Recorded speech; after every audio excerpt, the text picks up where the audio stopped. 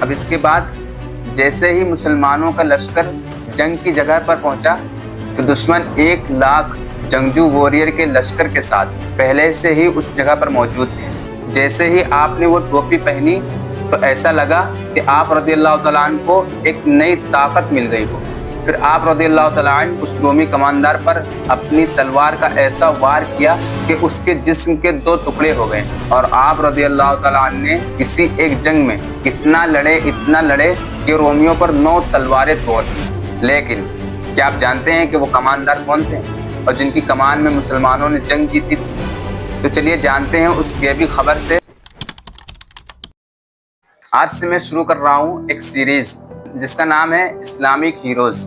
اس series میں آپ جانیں گے اسلام کے اصل ہیروز کے بارے میں، ان کے کارناموں، ان کی بہادری اور ان کے اسٹرگل کے بارے میں۔ اور آج جن اسلامک ہیروز کے بارے میں بات کریں گے ان کا نام ہے، نہیں نام تو آپ کو ویڈیو میں آگے پتہ چلے گا، لیکن وہ اسلامک ہسٹری کے بہت بڑے سپہ سالار گزرے۔ تو اگر آپ کو اس سیریز میں انٹرسٹ ہے تو اس چینل کو سبسکرائب ضرور کریں۔ تو چلیے شروع کرتے ہیں اس سیریز کے پہلے ویڈیو کو۔ یہ 8 ہجری کا واقعہ ہے کہ رسول اللہ صلی اللہ علیہ وسلم نے روم کے بادشاہ کے نام ایک لیٹر حضرت حارثہ بن عمیر رضی اللہ تعالیٰ عنہ کے ذریعے روانہ فرمایا۔ راستے میں بلقا نامی شہر کے بادشاہ نے، جو بادشاہ روم کے انڈر میں کام کرتا تھا اور اس کو ٹیکس بھی دیتا تھا، اس نے حضرت حارثہ بن عمیر رضی اللہ تعالیٰ عنہ کو، جو کہ قاصد بن کر گئے تھے، انہیں بہت ہی بے دردی کے ساتھ شہید کر دیا۔ جب آپ صلی اللہ تعالیٰ علیہ وسلم کو یہ پتہ چلا تو آپ صلی اللہ تعالیٰ علیہ وسلم کو بہت دکھ ہوا، اور آپ صلی اللہ تعالیٰ علیہ وسلم نے 3000 کی فوج تیار کر کے اپنے ہاتھ سے سفید رنگ کا جھنڈا باندھ کر حضرت زید بن حارثہ رضی اللہ تعالیٰ عنہ کے ہاتھ میں دیا، اور ان کو فوج کا سپہ سالار بنایا، اور مسلمانوں سے فرمایا کہ اگر یہ شہید ہو جائیں تو سپہ سالار حضرت جعفر بن ابو طالب ہوں گے، اور اگر یہ بھی شہید ہو جائے تو پھر یہ جھنڈا حضرت عبداللہ بن رواحہ اٹھا لیں گے۔ اگر یہ بھی شہید ہو جائے تو فرمایا کہ مسلمان جسے بھی اپنی مرضی سے سپہ سالار بنائے تو وہی ان کا سپہ سالار ہوگا۔ اب اس کے بعد جیسے ہی مسلمانوں کا لشکر جنگ کی جگہ پر پہنچا تو دشمن 1 لاکھ جنگجو واریر کے لشکر کے ساتھ پہلے سے ہی اس جگہ پر موجود تھے، اور پھر بہت خطرناک جنگ ہوئی، اور ایک کے بعد ایک مسلمانوں کے سپہ سالار شہید ہو گئے، اور یہ مسلمان مجاہدین کے لیے بہت ہی مایوسی کی صورتحال تھی، کیونکہ ان کے تینوں سپہ سالار شہید ہو گئے تھے اور اب میدان جنگ پر رومیوں کا قبضہ تھا۔ ایسے میں مسلمانوں نے فوج کے ایک سپاہی کو اپنا سپہ سالار بنایا اور جھنڈا اس کے ہاتھ میں دے دیا۔ وہ سپاہی اب جھنڈا تھامے سپہ سالار کے حیثیت سے میدان جنگ میں آیا، اور اس نے ایک پرجوش اور زبردست تقریر کی اور اچانک رومیوں پر بہت زوردار حملہ کر دیا۔ رومی اس اچانک اور زوردار حملے کے لیے ذہنی طور پر ریڈی نہ تھے، تو وہ بھاگے اور آگے پیچھے ہو گئے، اور اس طرح مسلمانوں نے رومیوں کو شکست دے دی اور جنگ جیت گئے۔ لیکن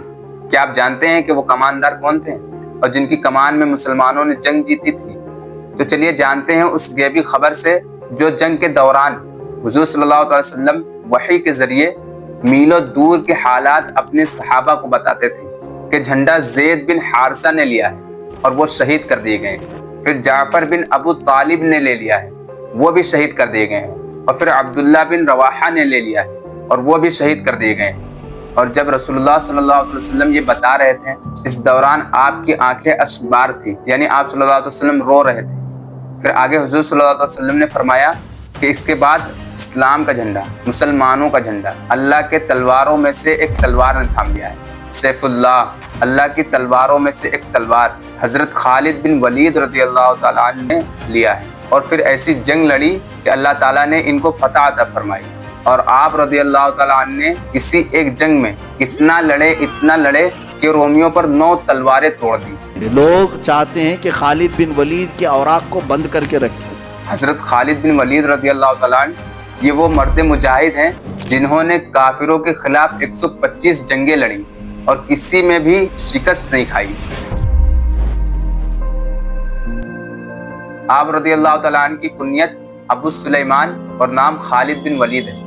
اور آپ کا لقب सैफ उल्लाह यानी अल्लाह की तलवार है। आपकी वालिदा का नाम लुबाबा सुगरा है और ये नबी पाक सल्लल्लाहु अलैहि वसल्लम की ज़ौजा हज़रत मैमूना बिनते हारिस रज़ियल्लाहु तआला अन्हा की बहन है। तो इस तरह हुज़ूर सल्लल्लाहु अलैहि वसल्लम हज़रत खालिद बिन वलीद रज़ियल्लाहु तआला अन्हु के खालू हुए।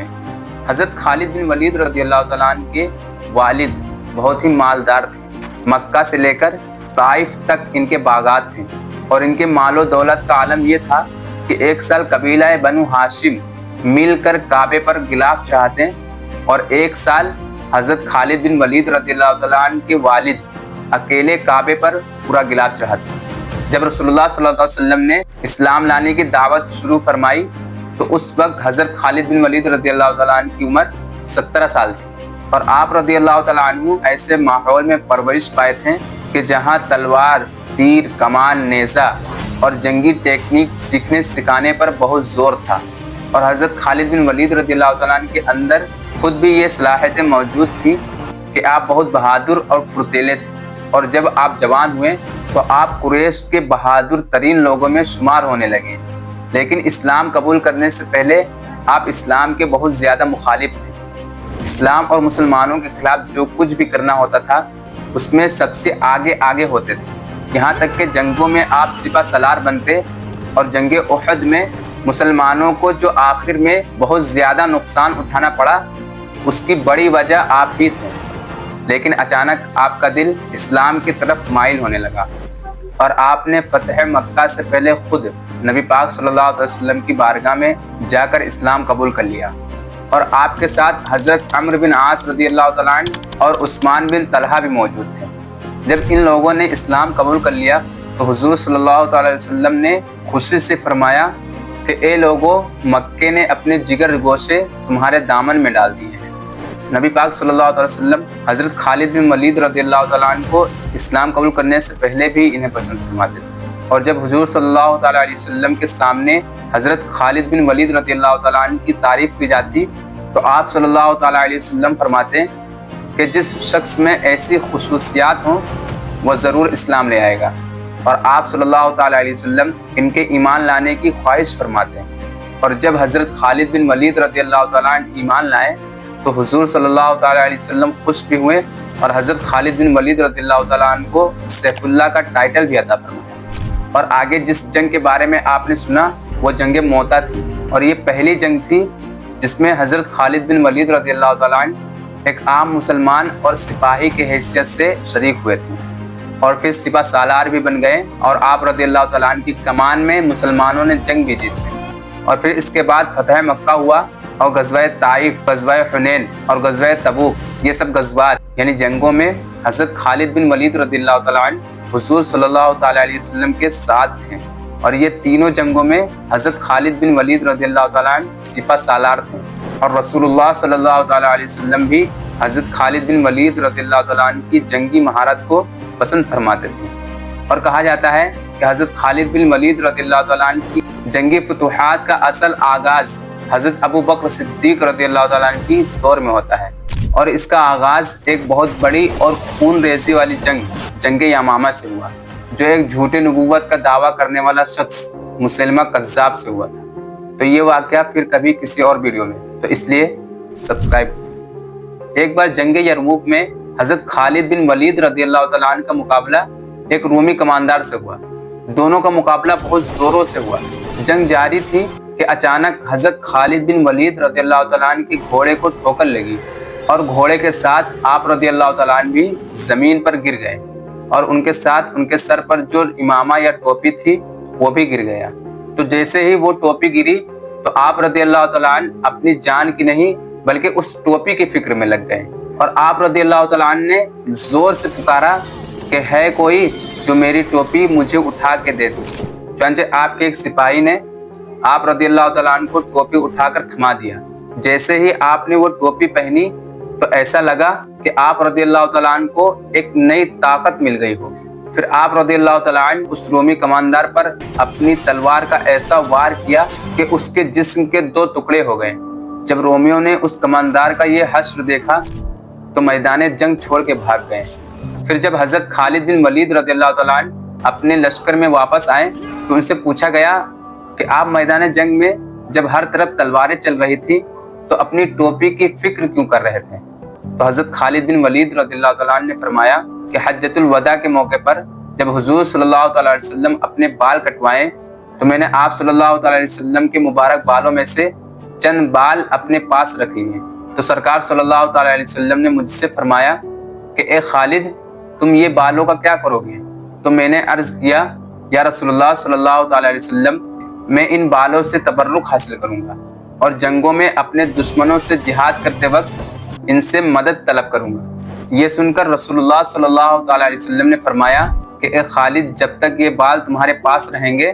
ان کے وسیلے سے ہمیشہ تمہاری مدد کی جاتی رہے گی۔ حضرت خالد بن ولید رضی اللہ تعالیٰ عنہ فرماتے ہیں کہ پھر میں نے ان مبارک بالوں کو اپنے ٹوپی کے اگلے حصے میں محفوظ کر لیا، اور میں جب بھی دشمنوں سے مقابلے کے لیے جاتا ہوں تو اللہ پاک رسول اللہ صلی اللہ تعالیٰ علیہ وسلم کی برکت سے میرے دشمنوں کو ہار، شکست اور ذلت سے دوچار فرماتا ہے، یعنی انہیں ہار ہوتی ہے۔ تو یہ تھے ہمارے اسلامک ہیرو حضرت خالد بن ولید رضی اللہ تعالیٰ عنہ کی سٹوری، جن کا لقب ہے سیف اللہ، یعنی اللہ کی تلوار۔ اور اگر آپ کو یہ ویڈیو پسند آیا تو اس ویڈیو کو لائک ضرور کریں اور کمنٹ میں بتائیں کہ اگلی ویڈیو کون سے اسلامک ہیروز کی سٹوری پر آپ کو چاہیے۔ خواتین خالد جیسے جانباز کو پیدا نہیں کر سکتی اور انہیں ہرا دیا۔